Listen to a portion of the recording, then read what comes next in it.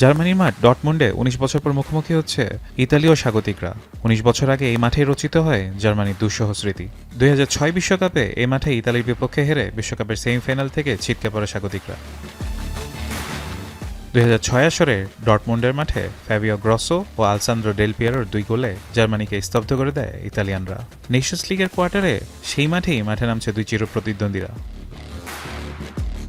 Nations league quarter ফাইনালের প্রথম লেগে সান সিরোতে ২-১ গোলে হেরেছে ইতালি। প্রথম লেগে জিতে কিছুটা এগিয়ে থাকবে জার্মানি। সেমিতে যেতে ঘরের মাঠে ড্র করলেই চলবে স্বাগতিকদের। তবে জার্মান কোচ নাগেলসম্যান জয়ের জন্যই মাঠে নামবেন।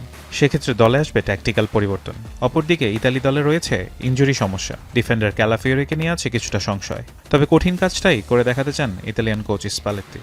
আসল কাশ্মীরি মানেই স্মার্ট কাশ্মীরি, একটি তাসমিয়া কসমেটিক্স অ্যান্ড টয়লেট্রিজ লিমিটেডের পণ্য।